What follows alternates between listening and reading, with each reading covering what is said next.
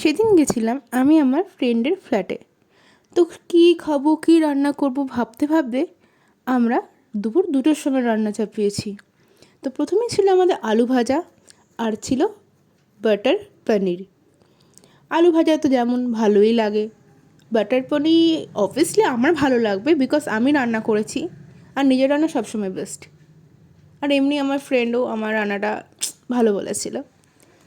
But source offer ছিল আজকে রাজমা। হ্যাঁ, আগে কোনো চিকেন মাটন ছিল না, ছিল রাজমা।